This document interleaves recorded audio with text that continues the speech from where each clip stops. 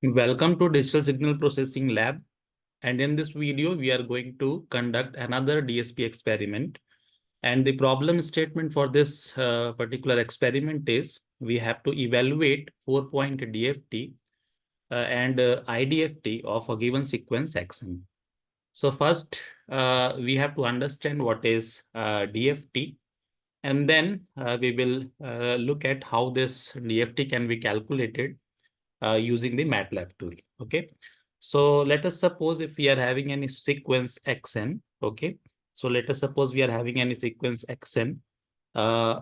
If we want to get the discrete time Fourier transform of any discrete time sequence xn, then the mathematical definition for this discrete time Fourier transform is represented by this particular expression. So this is our discrete time Fourier transform x e j omega.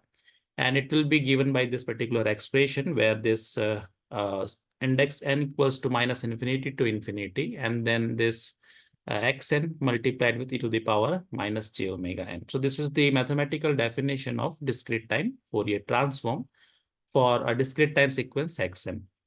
So here you have to remember that this sequence is a discrete time sequence. And in this case, this variable omega is a continuous variable. So normally it is a digital frequency, and this value of digital frequency omega will generally varying from 0 to pi. So here it is a continuous variable that you remember. Okay, this value of omega will take the continuous value from 0 to pi.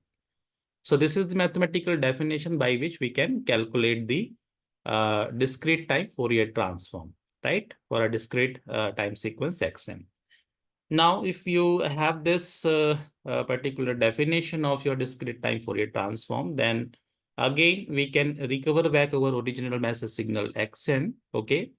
This particular discrete time sequence xn, we can recover if we have a known value of xe j omega. So if we already have the discrete time Fourier transform for a particular sequence xn, then again, by evaluating the inverse DTFT, we can get this sequence xn. So for that, we are having this particular mathematical definition. Okay. So it is 1 upon 2 pi, and this integration interval will be for any 2 pi interval, we can integrate this particular xe j omega, right? So here you can remember this is the two definitions. Okay. And these are the standard definition for discrete time Fourier transform and inverse discrete time Fourier transform, right? So now we have to understand what is DFT. So you remember here we are talking about the DFT, okay? We have to get the 4-point DFT and IDFT, okay? So this is not DTFT. You remember it is discrete Fourier transform, okay? And here I have written the definition for your discrete time Fourier transform, okay? So this DTFT and DFT both are different, that you remember, okay? So here we have to first establish what is the relationship between the DTFT and DFT, okay? And then we'll understand how to get this 4-point DFT, fine.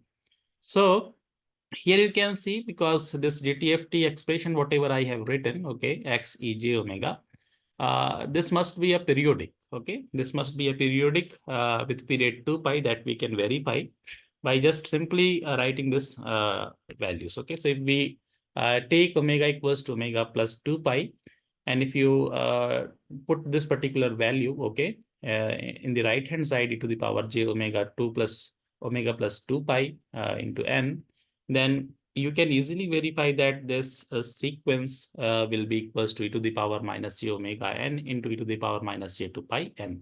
So because n is an integer number, right? So therefore this e to the power minus j 2 pi n will be equals to unity, right? So therefore, we can easily see that this discrete time Fourier transform x e j omega plus 2 pi, here it is equals to xn into e to the power minus j omega. So it is same as the actual definition of your discrete time Fourier transform. So what we can write is this x e j omega plus 2 pi is equals to x e j omega. So it means that the discrete time Fourier transform for any sequence xn, okay, it will be a periodic, okay, it will be a periodic signal, right? So it will be a periodic signal with period equals to 2 pi, right? So basically what we can have is, because xe j omega is periodic, right? So therefore, if we have the definition of your xe j omega in the range of 0 to 2 pi or any interval of 2 pi, then it is sufficient information. If you, it will be sufficient to generate the complete DFT of the xn, right? Because it is already, we know, because it is a periodic with 2 pi. So if this xe j omega is known for any interval of 2 pi, then we can generate the complete xe j omega, right? So here I can show you one of the signal. Okay, here is the time domain, discrete time sequence x1n. Okay, and here is the corresponding discrete time Fourier transform. Okay, so here you can see this discrete time Fourier transform is periodic with 2 pi. Okay, it is periodic waveform, right? So here we are getting this xc omega as a periodic. And for any discrete time sequence, this discrete time Fourier transform will always be periodic. So that you have to remember. And now what we can do is, because we know that this discrete time Fourier transform is periodic with 2 pi, and as I said that if we have this definition for any interval of 2 pi, then we can completely generate the x e j omega. Okay. So generally what we have to do is, we have to first, let us suppose we have this Fourier transform, discrete time Fourier transform definition. So this can also be written like, because here I am denoting it as x e j omega, we can simply write this as x omega. Okay, so there is no harm, right? So we can represent the discrete time Fourier transform either by x e j omega or x omega. So this way we can also represent this discrete time Fourier transform of your discrete time sequence xn, right? So because this is the our discrete time Fourier transform, which is periodic with 2 pi. So what we can do, we can take the any interval of 2 pi of discrete time Fourier transform, and we can discretize these values, right? So you might be aware that we actually perform this sampling in time domain. Okay. So here what we are doing is, we are actually again performing the sampling, but this sampling is done in the frequency domain. That you have to understand, right?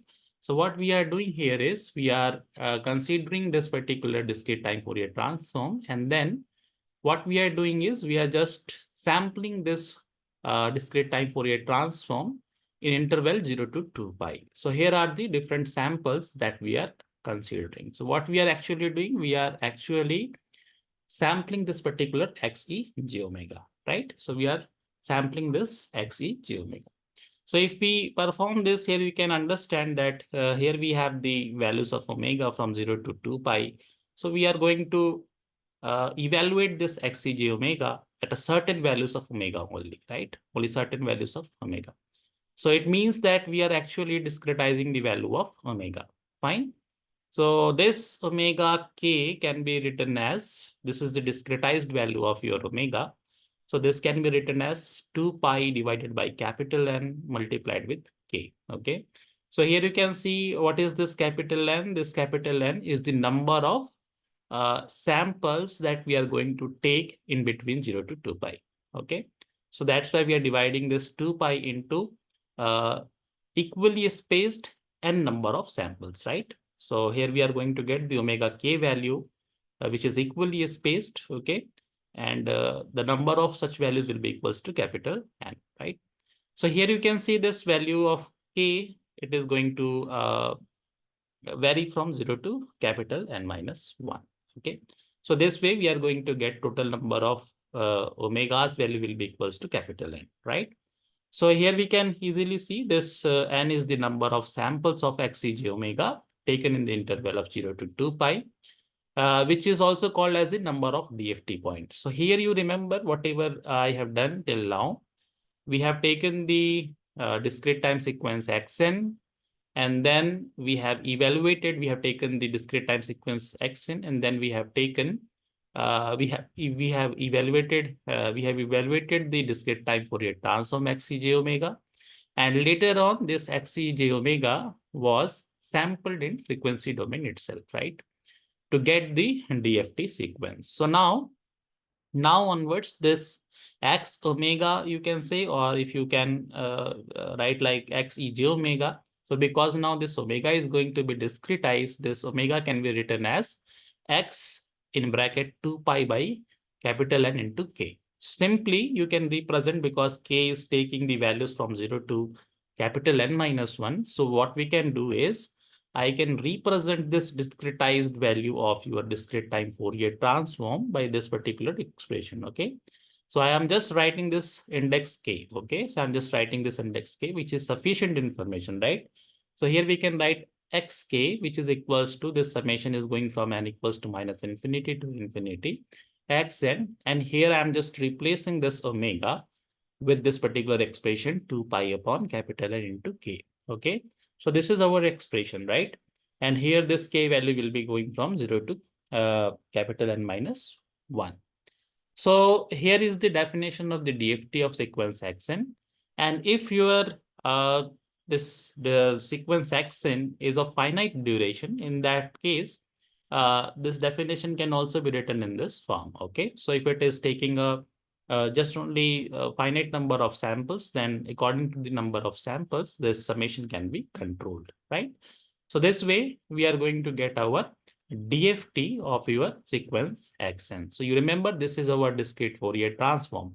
So basically what we are doing is we are discretizing the Fourier transform of our discrete time sequence xn. So this is the Fourier transform of your xn, and we are discretizing the Fourier transform. So this is the definition of your DFT, right? So this way we have to calculate the DFT. So here you can see, if you go through the problem statement that we have mentioned. So here is the problem: evaluate the 4-point DFT and IDFT of xn equals to 1 for n in between 0 to 3 and 0 elsewhere using MATLAB. Okay. So here you can just use this definition of the DFT. So xk equals to this particular definition just we saw. So here is the sequence. If you plot, you will be getting this sequence. Okay, there are total 4 ones at n equals to 0, 1, 2, 3, and rest of the samples are 0. Okay, so now you just substitute these values. Okay, so we have to substitute this capital N because we have to calculate the 4-point DFT. So this capital N will become 4, and obviously, as per this equation, this k ranges from 0 to 3. Okay. So here you just substitute this value. This summation will go from n equals to 0 to 3. And this is the values after substituting n equals to 4. And here this k will range from 0 to 3. So now if you further rewrite this expression, you will be able to show this expression because xn all values are equals to 1. Okay, so I'm just substituting 1 over here. Okay. Now you can say this can be written as n equals to 0 to 3 e to the power minus j pi n by 2 into k. So now what we have to do, we have to calculate the DFT points for different values of k, okay? So now you just take k equals to 0 and then evaluate this summation, okay? So just you try to do that, okay? If you put k equals to 0, you will be able to verify that this x0 will be equals to 4, okay? Similarly, you have to substitute k equals to 1, okay? And then again, you have to try to evaluate this value. You will be able to show that this x1 will be equals to 0. Similarly, you have to substitute k equals to 2, okay? Again, this value is coming as 0. And if you substitute x equals to k equals to 3, again, this value will be equals to 0. So it means that for the given sequence xn, which is 1, 1, 1, 1, we are getting the DFT 4-point DFT value xk is equals to 4, 0, 0, 0, right? So this should be the answer, right? Similarly, because we have to calculate the IDFT, inverse DFT, then in that case, we have to use this particular definition, okay? So we can evaluate this sequence xn, right? By following this particular expression, 1 upon capital N. Again, this summation will run over n equals to 0 to capital N minus 1. Then here we have to substitute xk and then this exponential term, okay, this complex exponential. So by following this definition again, you can get back the original sequence xn, fine. So now you just try to verify the results, whatever we have got. So you just remember this value, okay? This is the given sequence, and here is the result 4000, right? So now we going to the MATLAB software, okay, because we have to implement the same thing onto the MATLAB. So in the MATLAB, to evaluate the DFT, we are having a very simple tool, okay? So first we have to generate the sequence. So let us suppose this sequence is being represented by X, okay? So this X can be, you can write this way, okay? So we have to generate first the sequence 1, 1, 1, and 1, okay? So this way we can generate the sequence. So now the sequence has been generated, which is X equals to 1, 1, 1, right? Now we have to calculate the DFT, and for the DFT, there is a command which is known as FFT, okay? So there is a MATLAB command FFT, okay? If you use this particular definition, use this particular command, FFT command, then you will be able to show this result is going to be 4000. So this way we can easily calculate the FFT, right? Our DFT, fine. So here you can see, you can also write FFT comma 4, okay? Still you will be going to get the same result. So here this FFT x comma 4 means we are evaluating the 4-point DFT. So if you want to get the more information about this command, you can write help, and here you can type FFT, fine. So if you see this definition, it is in the MATLAB help, you will find that this FFT command is used for calculating the discrete Fourier transform, okay? So you can see FFTX is the discrete Fourier transform of a vector X, right? So here it can evaluate the discrete Fourier transform, right? So now here you can see, because we have calculated the FFT, okay, and that result is coming as 4000. Okay, so let me give this as a y. Okay, let me give write this as a y. So first I'm clearing this command window. So y equals to, so first of all I have already defined x. Okay, x equals to 1, 1, 1, 1. So we can write y equals to FFT x. Okay, and then we have got this result y equals to 4000. Similarly, what we can do is we can calculate the inverse DFT, okay? So if you want to calculate the inverse DFT, what we can do is you just try to uh, give this another variable z and try to calculate the IFFT, okay? So if you write IFFT, then you will be able to show what will be the sequence, okay? So just try to see this, okay? So z is equals to IFFT. So this z is now coming as 1, 1, 1, 1.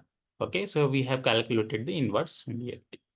So I hope this must be clear. So please try to get the DFT of different sequences. Okay, and if you have any query, let me know with your comments. So thank you for watching this video.